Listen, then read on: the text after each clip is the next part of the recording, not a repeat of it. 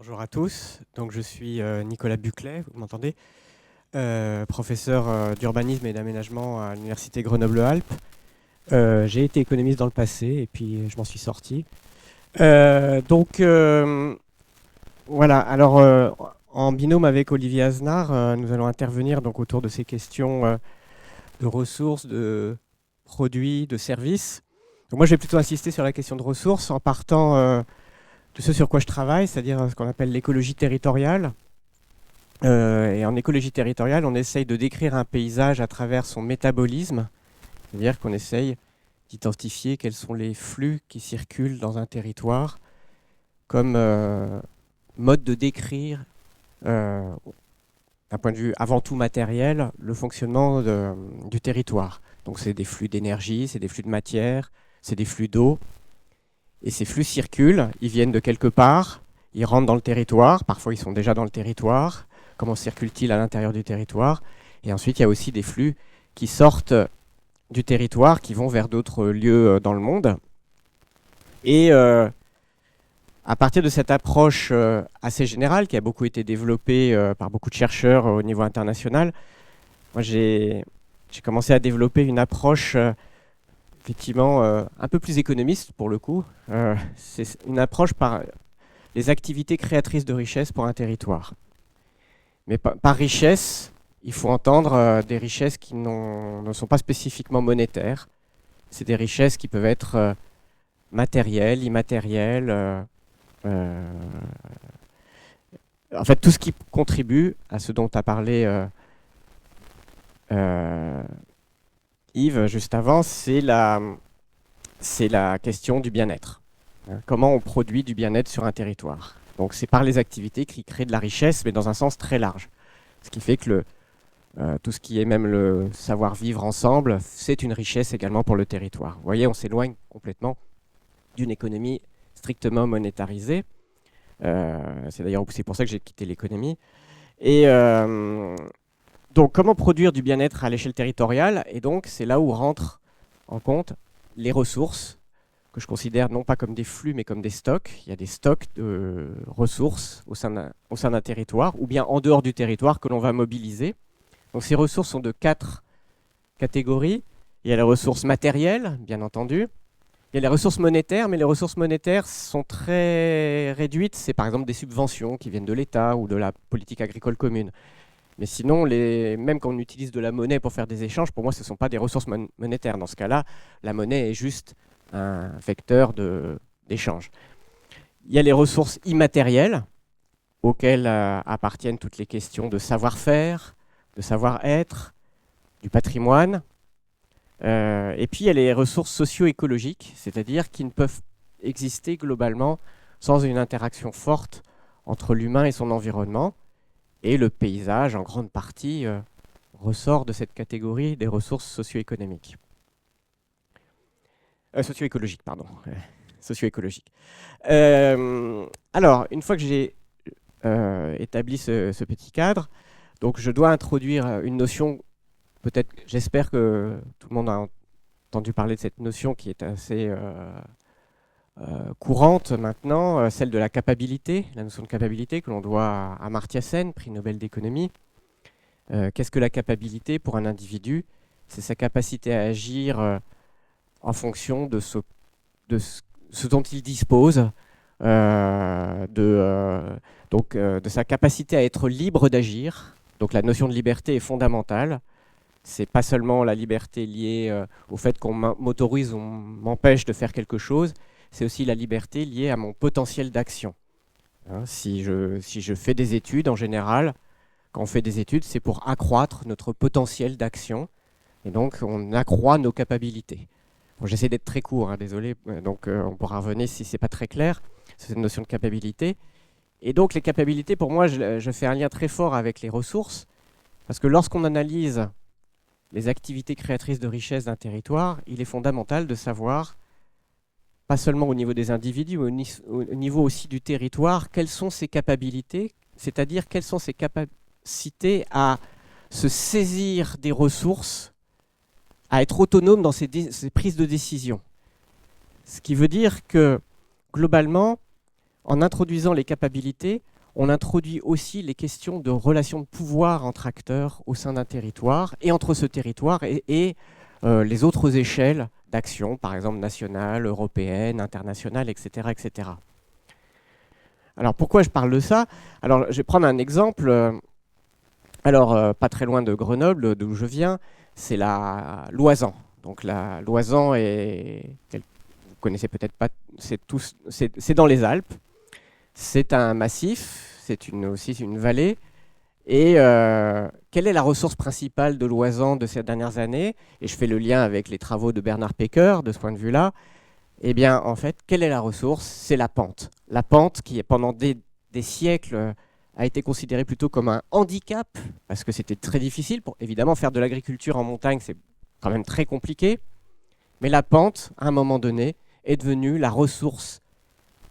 On va l'appeler donc une ressource territoriale, parce que les acteurs s'en saisissent pour créer leur propre mode de développement. Alors, cette pente, elle est très intéressante, parce qu'elle montre qu'à certains moments, cette ressource territoriale, finalement, elle est complètement maîtrisée par des acteurs extérieurs au territoire. La pente, ça a d'abord été l'hydroélectricité.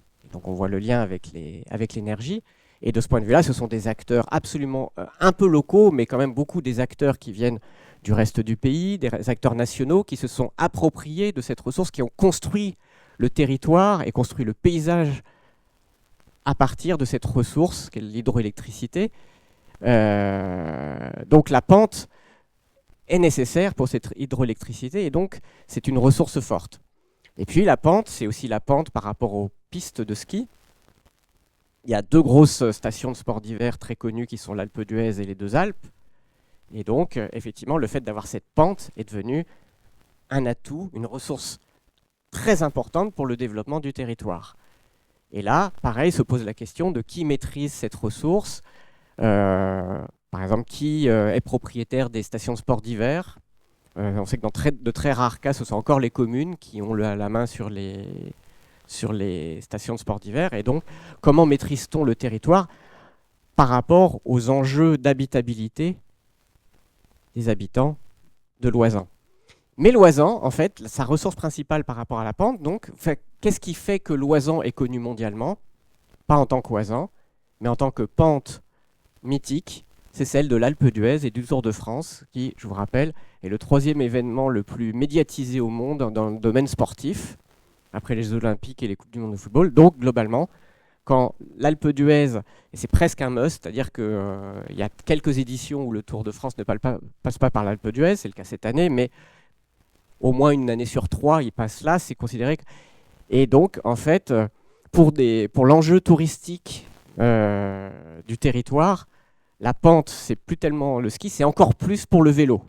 Ce qui fait que derrière se développe toute une activité. Des gens viennent du monde entier pour faire du vélo dans l'Oisan. Et donc, il y a un développement touristique assez étonnant. Vous voyez, complètement en lien avec ces paysages. Alors que si vous allez dans l'Oisan, si vous connaissez, c'est quand même, quand vous êtes dans le bas de la vallée, c'est quand même rudement encaissé. À moins d'être originaire de là, on ne se dit pas forcément que c'est l'endroit où on aimerait passer l'hiver, par exemple, dans le bas de la vallée. Dans le haut de la vallée, c'est complètement autre chose. Il y a des paysages assez splendides, bien que loin d'être incontaminés. Donc j'en viens à la... Voilà, donc derrière, ce qui sous-tend mon intervention, c'est, vous voyez, il y a l'échelle d'action qui est nécessaire. C'est quand on fait du développement territorial, quels sont les acteurs qui sont derrière ce développement territorial? Est-ce que les acteurs locaux continuent à avoir leur mot à dire et donc un certain nombre de capacités dans leur façon de construire les richesses de leur territoire? Et ça, je pense que c'est un point fondamental qui, je pense, est d'ailleurs même limite au cœur de notre actualité politique, ce sentiment d'être dessaisi de son propre territoire, d'être dessaisi. L'exemple typique, c'est Venise. Venise, les habitants se sentent totalement dessaisis de leur territoire. C'est devenu un cauchemar pour la plupart des Vénitiens. D'ailleurs, la ville décroît de façon démographique, donc c'est le typique exemple où il n'y a absolument plus de capacité pour quelqu'un qui souhaiterait vivre à Venise et qui souhaite échapper à un modèle d'une industrie de masse qui n'a plus rien à voir avec du développement territorial. Voilà, j'ai essayé de poser quelque chose, je ne sais pas si c'était assez cohérent les différentes choses, mais donc je finis effectivement avec cette notion d'habitabilité des territoires qui, à mon sens, en développement territorial, est fondamentale. C'est lorsqu'on dessaisit les acteurs de leur lieu de vie que, globalement, on en arrive à un mal-être profond, tel qu'on peut l'observer notamment ces temps-ci.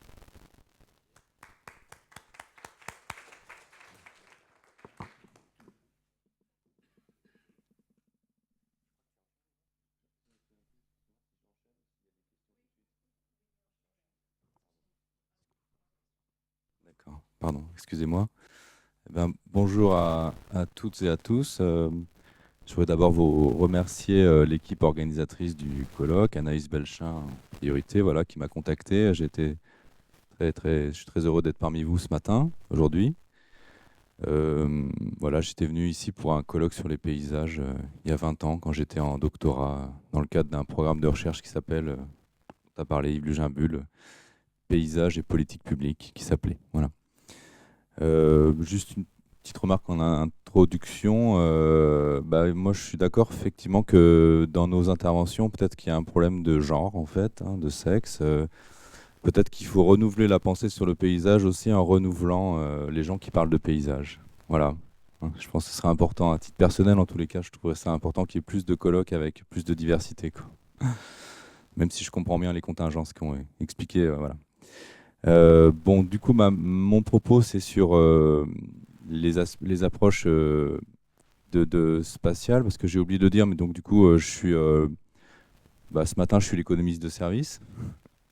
Voilà, donc je suis enseignant-chercheur en économie dans un établissement public d'enseignement supérieur qui s'appelle VETA GrosSup, rattaché au même ministère que cet établissement ici, le NSP, et qui forme en fait à Clermont-Ferrand des ingénieurs agronomes, et à Lyon des vétérinaires et des inspecteurs de la santé publique vétérinaire.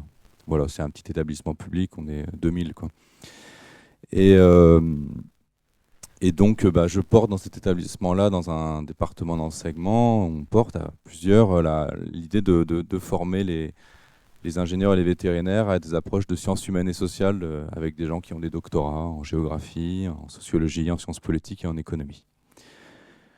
Donc mon propos, c'est sur finalement l'économie du paysage, enfin les valeurs du paysage, mais j'ai un point de vue de sciences régionales. Alors qu'est-ce que ça veut dire en fait? Ça veut dire que je vais vous parler du point de vue des approches de sciences sociales qui prennent au sérieux la dimension spatiale, la dimension territoriale, la dimension régionale. Voilà, donc c'est au carrefour de disciplines, principalement géographie, aménagement, économie, sociologie, voilà, mais en tous les cas, c'est l'idée, peut-être que c'est une quatrième point de vue par rapport à l'exposé ce matin d'Anaïs Belchin sur où est l'économie du paysage, est-ce que c'est de l'économie de l'environnement, est-ce que c'est de l'économie écologique, c'est aussi beaucoup le paysage des questions spatiales, régionales et territoriales. Du coup, mon premier point, c'était sur comment se développent les territoires, en gros, hein, les approches, les conceptions du développement territorial. Donc il y a 4 grandes approches, un peu des théories, mais enfin ça s'incarne beaucoup dans le concret quand même, hein. Soit la première, c'est les pôles de croissance. En fait, on pense que le développement territorial, ça vient du centre, de grands pôles, voilà, qui vont finalement diffuser la richesse autour d'eux. Et puis dans les pôles se crée la richesse grâce à ce qu'on appelle des économies d'agglomération, c'est-à-dire que c'est plus, entre guillemets, rentable pour des entreprises d'être un peu au cœur dans les pôles, quoi. Et puis autour se diffuse la richesse. Notamment, hein, les populations qui ne peuvent pas vivre au centre, elles habitent autour de ces pôles, donc ça explique la périurbanisation et l'habitat dispersé dans les campagnes tout en étant navetteur, en travaillant en ville. Donc ça crée quand même des paysages, fortement, quoi. Deuxième approche du développement territorial, c'est un peu ce qu'on appelle la demande extérieure, c'est-à-dire qu'en fait, finalement, dans cet esprit-là, le développement territorial repose sur le fait qu'on puisse vendre des produits et des services à l'extérieur. Donc c'est inspiré de Keynes, hein, mais voilà. Mais en fait, ça veut dire que pour un territoire, on va se développer si on arrive à exporter des produits, par exemple du blé en Beauce, ou des services, par exemple du ski à l'Alpe d'Huez. Voilà. Donc on appelle ça la base exportatrice, la demande extérieure. Troisième approche du développement territorial, c'est celle qu'on appelle plutôt les systèmes productifs locaux. Là, du coup, l'idée, c'est que des entreprises vont être localisées au même endroit et vont créer de la richesse parce qu'il va y avoir des synergies, des interactions positives entre elles.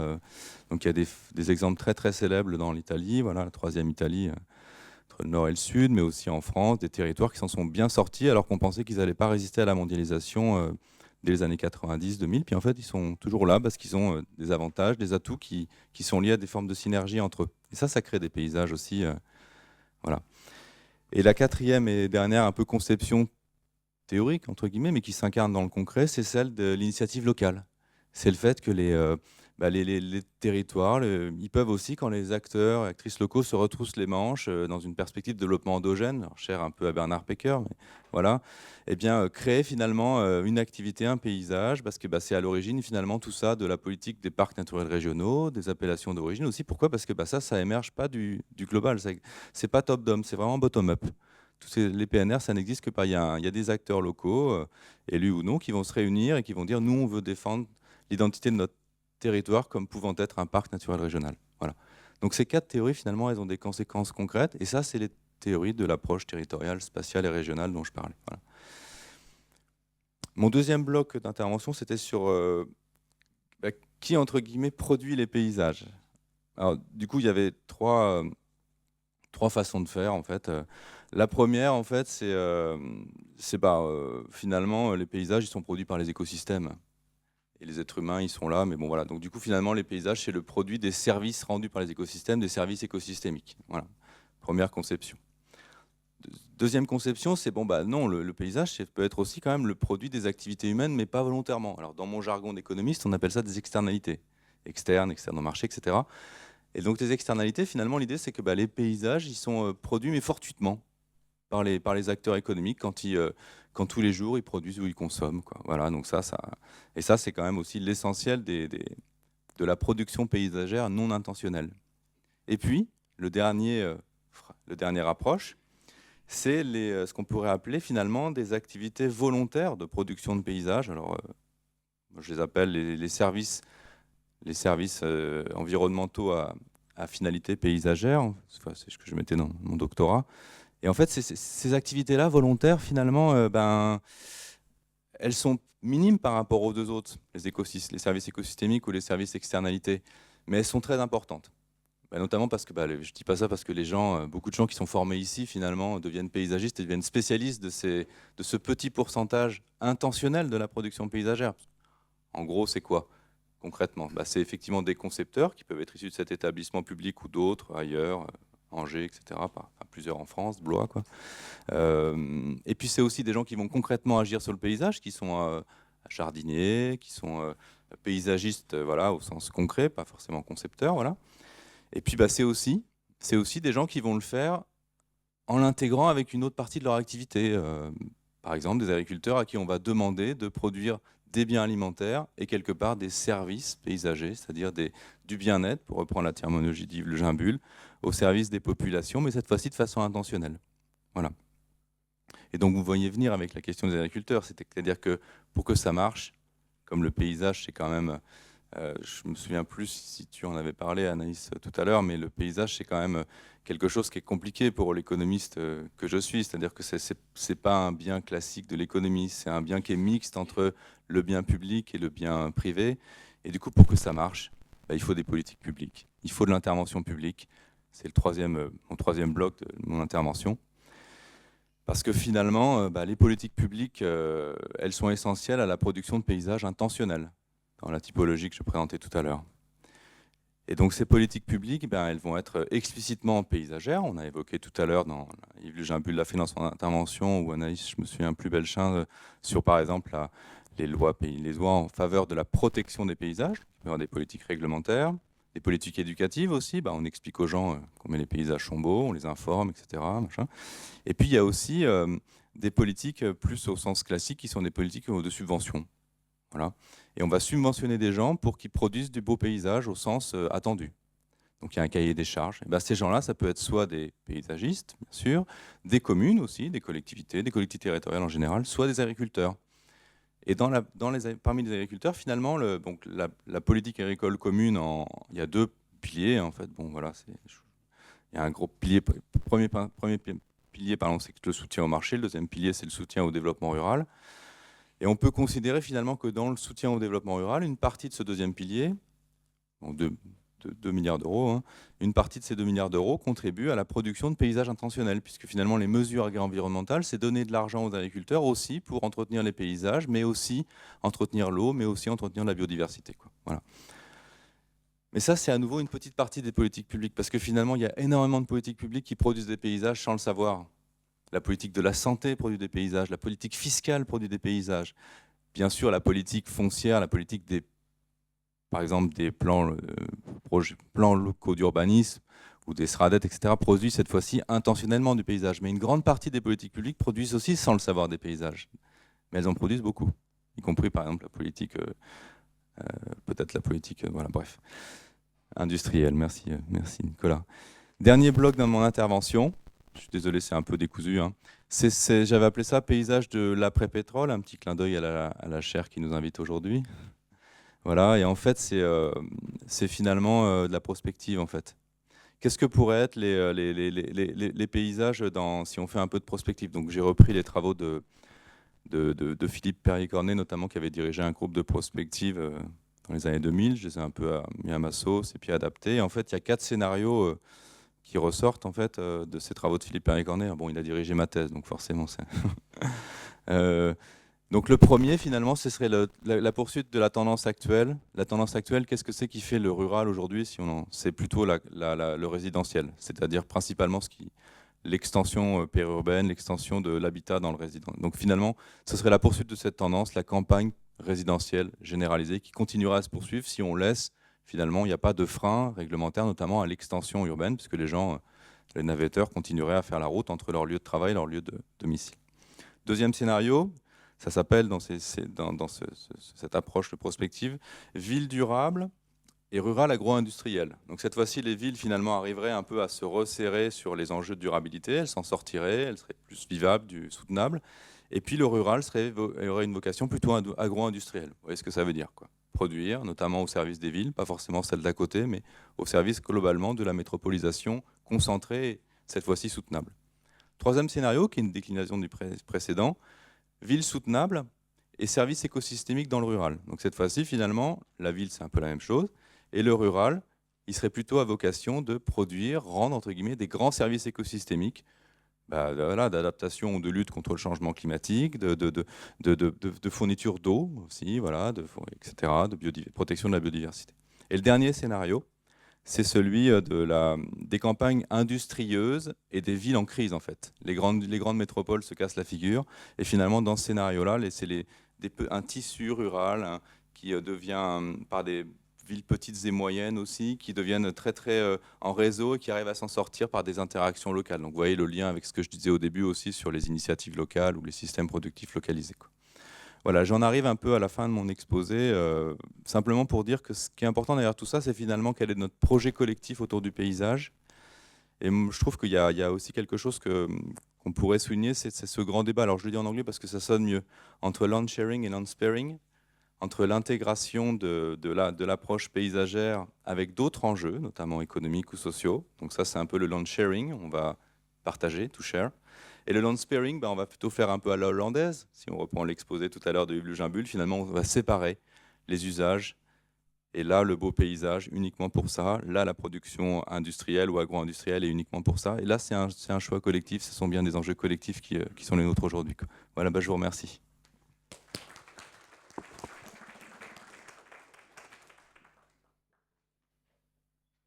Alors, je propose peut-être quelques minutes d'échange entre vous avant de passer aux questions, parce que vos deux interventions nous permettent d'appréhender cette question des valeurs du paysage, de l'économie de la transition de manière assez complémentaire.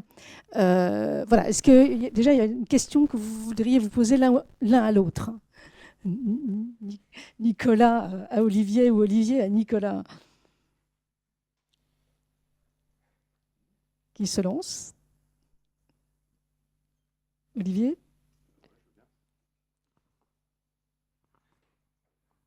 Comment on pourrait traduire concrètement l'approche par les capabilités à l'échelle territoriale?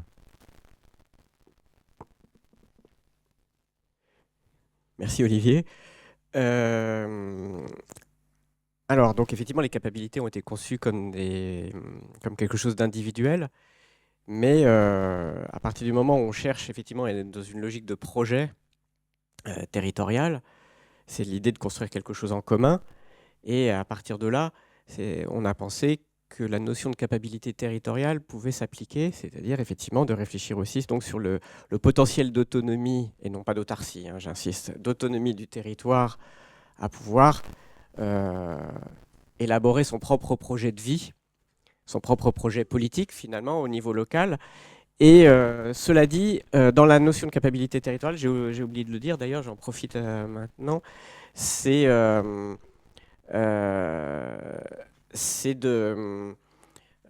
d'inclure le fait que les actions menées par un territoire doivent préserver les ressources naturelles. En effet, à l'échelle d'un territoire, parce qu'un territoire, contrairement à un humain, il peut espérer avoir une durée de vie beaucoup plus longue. Ça va au-delà de la vie d'un individu. Et donc, en lien avec la question de la durabilité, il faut que les ressources disponibles pour les générations futures soient au moins égales à celles des générations passées. Et donc, c'est vrai que par rapport à la capacité individuelle, la grosse différence aussi, c'est que véritablement, nous avons introduit cette notion d'accroître les ressources. Et donc, accroître les ressources, ça veut dire notamment aussi les ressources socio-écologiques, celles qui sont construites en interaction continue avec l'environnement. Je ne sais pas si ça répond à ça. En revanche, je suis bien embêté parce que j'ai trouvé très intéressante ton intervention, mais du coup, je n'avais pas de questions particulières. J'étais un peu pris de court. Oui, peut-être si vous pouviez juste préciser, parce que je pense que du coup, comme on est sur cette notion de valeur du paysage, économie de la transition, est-ce qu'il existe aujourd'hui des méthodologies de mesure de la capacité? Parce qu'en fait, dans la pensée d'Amartya Sen, que je connais un peu, il liait beaucoup la capacité donc, au potentiel, enfin, aux possibilités offertes à la personne. Il y a la capacité personnelle et les possibilités offertes. Et il en faisait vraiment une question de démocratie. Là, nous tirons la notion de capacité plutôt vers sa dimension territoriale que j'ignorais, donc très intéressant. Mais du coup, la question, c'est comment est-ce qu'on mesure finalement la capacité, en tout cas par rapport à vous, votre travail de recherche. Oui. Alors pour ça, je dois revenir à ce que j'avais dit en préambule sur la notion de métabolisme territorial. Donc métabolisme territorial, donc on va faire un schéma assez complexe avec plein de flèches qui sont les flux qui circulent de l'extérieur vers le territoire et du territoire vers l'extérieur et au sein du territoire. Et ces flux, il faut se rendre compte que derrière chaque flux, il y a des interactions entre des acteurs. Et donc, la première chose à faire, c'est pour chaque flux, c'est identifier quels sont les acteurs à l'origine du flux, quels sont les acteurs qui reçoivent le flux, quels sont les acteurs intermédiaires qui font que ce flux est possible. Donc on appelait ça les acteurs facilitateurs également. Et donc, une fois qu'on a ça, on sait pour chaque flux quels sont les acteurs impliqués. Et c'est là où on va analyser les relations de pouvoir. Est-ce que ce flux circule par contractualisation ? Est-ce que cette contractualisation est d'être entre acteurs de même pouvoir ou pas? Et, ou bien est-ce que certains acteurs, combien de territoires industriels étaient trop contents d'accueillir des sites industriels et puis en fait ils se sont rendus compte que ça a créé des vulnérabilités terribles dès que le site est parti. Et donc, le territoire regarde les flux et dit bon, il faut être plus durable. Qu'est-ce qu'il faudrait changer comme flux? Ah oui, mais ce flux-là, c'est pas nous qui pouvons décider. Ah, vous voyez, là, on a une réduction de la capacité. Donc ça reste qualitatif, mais en gros, c'est de dire où est-ce qu'on a la possibilité d'agir pour changer notre métabolisme pour qu'il soit plus durable. Et c'est là où on voit les obstacles qui se présentent concrètement aux acteurs. Et ah oui, mais ça dépend de la politique agricole commune, ou bien ça dépend d'autres choses. Et donc, on ne peut absolument pas... voilà, ça reste qualitatif, mais ça montre où sont les verrous. Et donc, quand on construit un projet de territoire, parce que l'idée derrière, c'est construire un diagnostic avec cette méthode, un projet de territoire, si vous voyez que, en fait, on ne peut pas agir sur ça, ça sert à quoi de faire un projet de territoire lorsque l'essentiel est verrouillé par des niveaux supra? Merci. Alors, je passe la parole du coup à Bertrand et éventuellement la salle, et on continuera, on refera la même chose pour... Je suis dans la...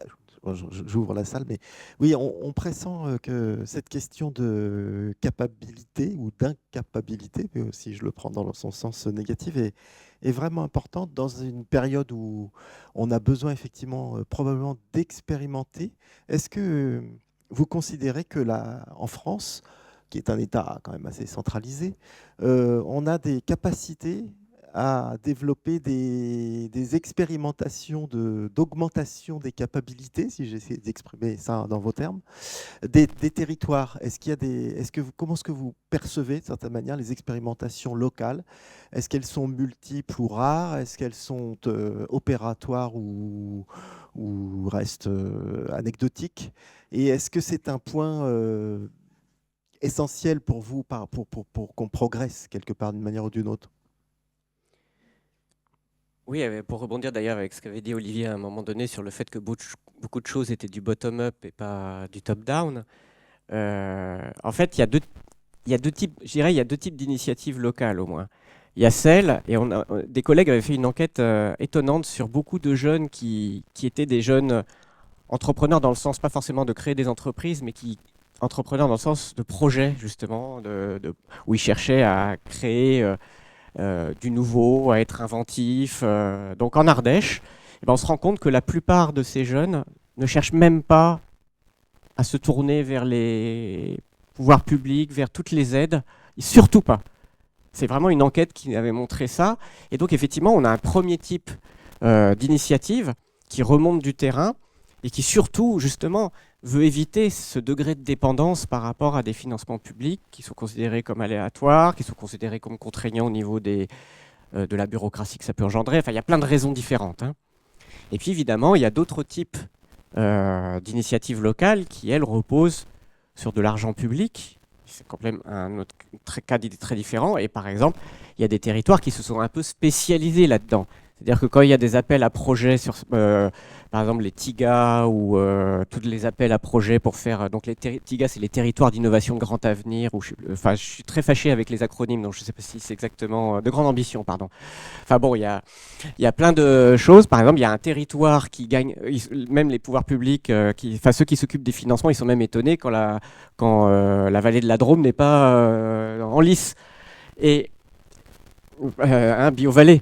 Et globalement, ces territoires saisissent des opportunités en une sorte d'ingénierie du projet pour rentrer dans les cases, pour ensuite arriver à faire ce qu'ils veulent vraiment faire, qui n'est pas forcément ce qu'imaginaient forcément les pouvoirs publics. Alors chut, faut pas le dire peut-être, mais globalement, donc il y a un jeu possible de pouvoir mobiliser de l'argent public en dehors des intentions strictes de l'État, qui effectivement ne peut absolument pas avoir une idée claire du tout, voire même plutôt floue, de ce que peut être le développement territorial, parce qu'il faut le contextualiser. Mais donc, je dirais qu'il y a deux types de... Mais c'est possible, oui, effectivement, de s'en sortir. Mais c'est vrai que dans cette même vallée de la Drôme, certains sont assez critiques en disant qu'ils avaient un vrai projet de territoire et qu'ils sont devenus un territoire de projet. Projet avec un S, c'est-à-dire on va chercher des financements. Et certains regrettaient un peu que ça vienne être quelque chose de trop systématique et donc... avec du stop and go en fonction des opportunités de financement. Donc c'est vrai que l'État, de ce point de vue-là, de mon point de vue, devrait être de plus en plus accompagnateur. C'est d'ailleurs quand même une certaine évolution. Mais on le voit dans plein de domaines. L'État français, effectivement, a beaucoup de mal à recontextualiser les choses. Je vous donne un exemple. Je vais essayer de être très rapide. Par exemple, moi, je compare beaucoup ce qui se passe en France et en Italie. L'Italie, pour le coup, la décentralisation est beaucoup plus active, ne serait-ce que par le fait de la défaillance récurrente de l'État dans plein de domaines. Les acteurs doivent se débrouiller beaucoup mieux par eux-mêmes. Mais même quand la crise du Covid a été impressionnante parce qu'ils ont réussi quand même à régionaliser les restrictions en fonction des territoires et du degré de... contamination, etc. En France, on a essayé. Je ne sais pas si vous vous rappelez, ça a duré 15 jours. On est revenu à un truc général parce que tout de suite, oui, donc c'est compliqué effectivement de ce point de vue-là, et c'est vrai aussi pour le développement territorial. Ce qui fait que les acteurs qui arrivent à avoir une démarche où le moins dépendante possible de l'État, c'est quand même ceux qui font preuve quand même d'une résilience plus élevée, me semble-t-il. je ne veux pas exclure le rôle de l'État, mais si l'État arrivait vraiment à être dans un rôle d'accompagnateur plutôt que de prescripteur, ce serait quand même, pour aller, alors, du point de vue du développement territorial, je pense que ce serait quand même important. Et Olivier, du coup, parlait des SPL. En fait, en Italie, c'était les districts industriels, les SPL. Et c'est vrai que la grosse différence quand même, c'est qu'en France, on a voulu créer ex nihilo les SPL, alors qu'en Italie, on a découvert qu'il existait des districts industriels, que c'est les acteurs qui l'avaient fait par la base. Et ça, quand même, c'est une différence fondamentale. Je ne sais pas ce que tu en penses là-dessus. Et qui fait qu'effectivement, en France, il y a une bonne idée. C'est quand même l'État qui essaye de l'impulser, le centre qui essaie d'impulser. Et c'est vrai que du coup, les SPL... qu'est-ce que ça a donné, in fine? Je ne suis pas convaincu que ce soit un aussi gros succès que les districts industriels en Italie, quand même. Oui, c'est vrai que tu as raison de le souligner. En fait, des fois, quand on constate qu'il y a des mécanismes qui marchent bien pour le développement territorial en France, on crée une politique publique pour faire ça partout. Donc, il y a eu la politique des systèmes productifs locaux, des SPL, qui s'appelait aussi pôle de compétitivité, hein, c'est la même chose. Hein. Et hein, voilà. Et en fait, pour le coup, ça marche pas très très bien quand on fait pas un effort de contextualisation, de compréhension vraiment des mécanismes, des processus qui expliquent que dans certains endroits, on a observé du développement territorial et puis dans d'autres endroits, ça n'a pas marché, quoi. Voilà. D'autre part, en plus, ces politiques publiques, elles ont eu tendance à mettre en concurrence entre eux les territoires. Du coup, il y avait un ouvrage assez célèbre dans les années 90 qui s'appelait de Benko et Lipietz, qui s'appelait Les régions qui gagnent et les régions qui perdent, en fait. Hein. Parce que du coup, la mise en concurrence généralisée, ça crée des perdants, quoi. Et là, c'est une autre complication de cette traduction politique de bonnes idées, voilà, qui peut aboutir finalement à des difficultés, quoi. Merci. Alors, maintenant, voilà, question.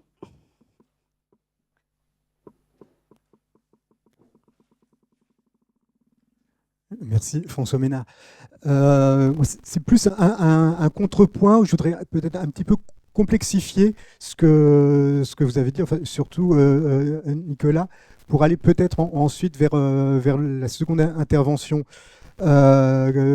Nicolas, quand tu dis la ressource de l'Oisans, c'est la pente, je voulais dire, cette pente, elle n'existe pas comme ressource seule en tant que telle. C'est-à-dire que ce n'est pas simplement la déclivité, c'est l'écosystème de la pente. C'est-à-dire que c'est la capacité qu'a la pente montagnarde à retenir l'eau et à l'écouler d'une certaine manière. C'est-à-dire qu'à l'échelle du temps humain, la modification de la pente est très très faible et n'a pas d'incidence sur ni le paysage tel qu'on le perçoit, ni l'économie de montagne. En revanche, l'eau et sa capacité à retenir l'eau, oui, elle a une incidence parce que les deux grands domaines économiques que tu as indiqués, l'hydroélectricité et le ski, aujourd'hui donc sont en difficulté, et cette difficulté, elle ne procède pas que de la pente, que de l'érosion de cette ressource que serait la pente, mais de la modification de cet écosystème. Ça, c'est le premier niveau de complexité. Je vais essayer de ne pas être trop long. Le deuxième niveau, c'est, tu dis, l'hydroélectricité et le ski. Et il me semble que c'est les travaux de Serge Briffaut qui l'ont montré, ou en tout cas, il l'expose. Il dit, mais l'un procède pour partie de l'autre. C'est bien les chemins de barrage, les chemins qui permettent de construire ces ouvrages d'art destinés à la production d'énergie, à la houille blanche, qui d'une part vont modifier le paysage montagnard, vont le transformer, mais vont aussi permettre de rendre accessibles des hautes vallées et vont les rendre ouvertes à une nouvelle pratique de la montagne, à l'émergence d'une nouvelle sensibilité au paysage, à l'émergence de nouveaux paysages qui vont effectivement transformer ce paysage antérieur. Là, on n'est plus dans les promenades du rêveur solitaire de Rousseau, on est dans un autre paysage, une autre sensibilité, et en même temps, on est dans une autre économie de montagne dont je ne sais pas bien, pour reprendre tes critères, si ça augmente les capacités des populations et des territoires de la montagne, en apportant d'autres ressources, comme l'hydroélectricité avait permis aussi l'émergence d'une activité industrielle dans les vallées qui permettait aux agriculteurs de montagne d'avoir une activité salariée complémentaire. Enfin, tout ça pour dire qu'on est dans des systèmes qui sont plus interreliés que que tu n'as eu le temps de l'exposer. Et enfin, pour terminer, sur cette idée de capacitation et de politique encapacitante, il me semble qu'aujourd'hui, ce qui bride en partie ces capacités-là, c'est les chemins de dépendance dans lesquels ces économies nous placent. Et donc, il y a quelque chose qui relève de politique publique capacitante.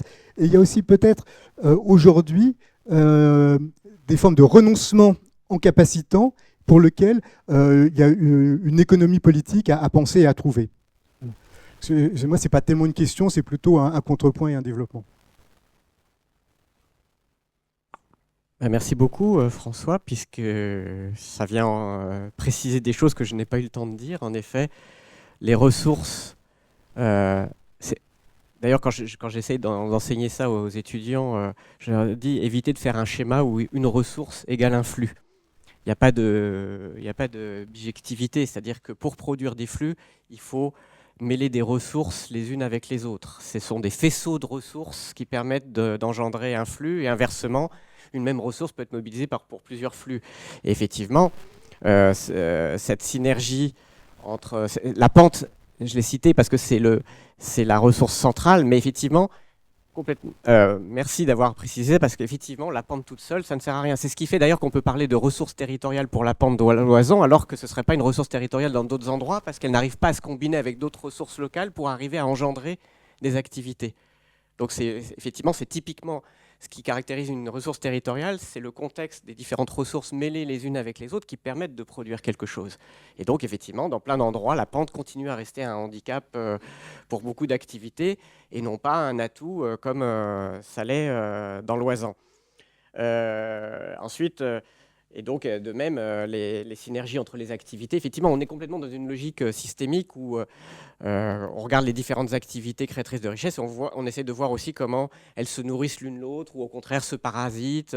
On a beaucoup travaillé dans la Maurienne pour voir que globalement, il y a un problème avec la transition, c'est que les agriculteurs, l'hiver, eh bien, comme c'est surtout des éleveurs, eh bien, globalement, ils vont travailler dans les stations de ski. Et ça leur a fait une double activité et on a calculé que c'est 10% de leur revenu en plus grâce à ça. Et ben, c'est ces 10% qui font qu'ils arrivent à continuer à vivre sur place. Avec le tourisme d'été, il y a tous les problèmes de conflits d'usage, tout un tas de choses qui fait que le tourisme d'été, on est en train de prôner le fait qu'il faut que le tourisme hivernal se transforme et qu'on aille de plus en plus vers du tourisme estival. Oui, mais on se rend compte que du point de vue de la dépendance au sentier qui a été créée effectivement, c'est beaucoup plus compliqué et que on est plus dans des logiques même de compétition de consommation de l'espace en été, alors qu'en hiver, tout avait l'air de bien coïncider. Donc effectivement, c'est beaucoup plus complexe ça. Mais voilà, et donc il faut regarder la capacité par rapport à la capacité par rapport à cette complexité. Merci. Merci. Ça me fait penser en fait que je trouve qu'un bon indicateur justement des valeurs du paysage, bah, ce sont les conflits d'usage. Alors peut-être qu'il y en a parmi vous qui sont confrontés à ça dans leur activité professionnelle, mais d'un point de vue, d'un point de vue un peu distancié, on peut se dire que finalement, si les gens accordent de la valeur à leur paysage, peut-être que justement, ils vont s'élever, se réunir contre un projet qui irait, à leur sens, diminuer cette ou ces valeurs, quoi. Donc les conflits d'usage, ça peut être un objet aussi intéressant à analyser, comme plusieurs équipes d'ailleurs de sciences humaines et sociales le font ou l'ont fait, quoi. Ouais. Merci. Yves. Juste une question pour chacun d'entre vous. D'abord sur la différence entre bien-être et habitabilité. La deuxième question, c'est sur la question de la pente. Alors il se trouve que je connais assez bien l'Oisans. La pente peut être une ressource, effectivement, en la considérant avec son écosystème, mais attention, elle peut être aussi un lourd handicap quand on voit ce qui s'est passé à la Bérarde. La Bérarde qui a été complètement démolie par la pente, justement. Et je remercie aussi, j'ai oublié de le faire, je remercie Anaïs d'avoir organisé ce colloque. Merci beaucoup.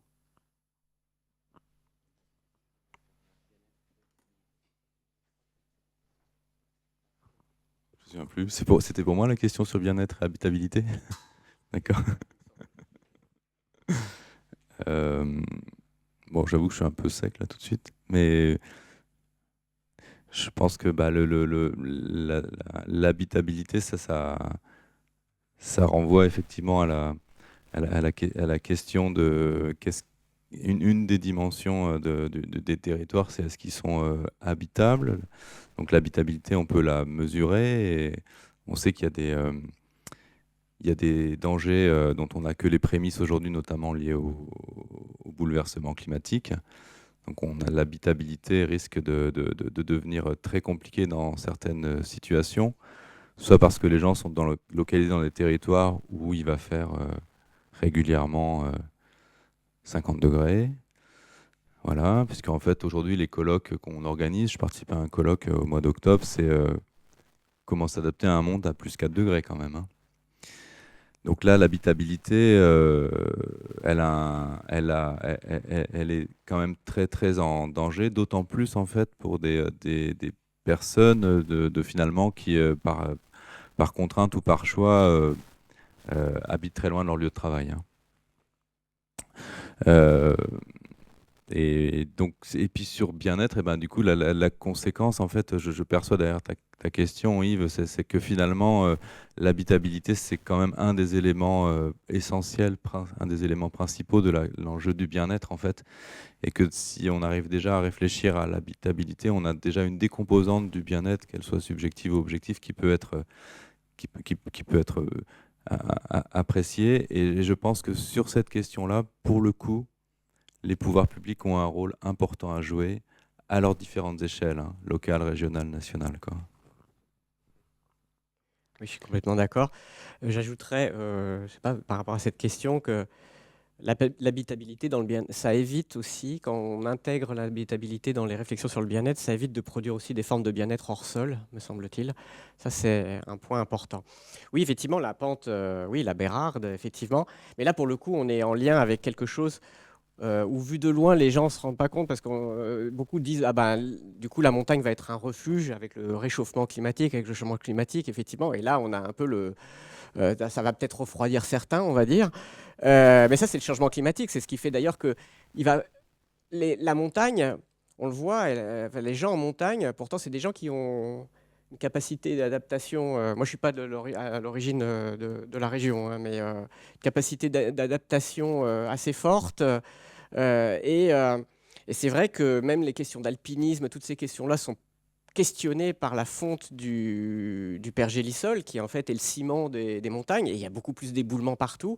Et c'est vrai que ça va au-delà de la pente. Là, pour le coup, c'est carrément là, on voit effectivement l'effet, je ne sais pas si c'est anthropocène ou capitalocène, mais en tout cas, on voit effectivement qu'avec ce réchauffement climatique, ce qui pourrait paraître vu de loin, avec les paysages un peu idylliques, comme un endroit où finalement tout le monde pourrait aller se réfugier avec le réchauffement climatique, effectivement, va se poser quand même la question de quelles activités. Par exemple, à Grenoble, beaucoup de gens font du ski de randonnée. Bah, ça devient beaucoup plus imprévisible. Même les guides ne savent plus trop à quel moment il faut aller skier, etc. Donc, tout est remis en question, hein, de ce point de vue-là. Et donc, effectivement, en termes de capacité, pour un territoire de montagne, désolé, je focalise un peu sur la montagne, parce que ces derniers temps, c'est mes travaux de recherche là-dessus, mais il se pose quand même des questions sérieuses en lien avec le réchauffement climatique, enfin, plutôt le dérèglement climatique, il vaudrait mieux dire, en fait, parce qu'on risque d'avoir des mauvaises surprises de refroidissement soudain aussi. Oui, allez-y, encore, oui. Et après, nous passons. D'accord. Alors, moi, peut-être juste une question, toujours en lien avec notre sujet, sur votre partie sur la production de paysages. Est-ce qu'on est en capacité d'évaluer, en fait, ce qui, à partir de quels critères, ce qui produit des paysages les plus, peut-être, alors je ne sais pas comment on le formule, mais les plus adaptés, soit aux besoins des habitants, soit aux activités économiques. Enfin, est-ce qu'on arrive à évaluer ces dimensions-là quand on fait, comme vous l'avez fait, une typologie de la façon de produire du paysage, en fait?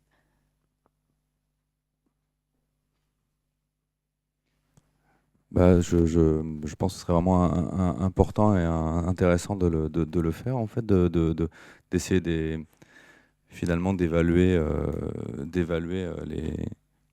les formes de production paysagère sous cet angle-là.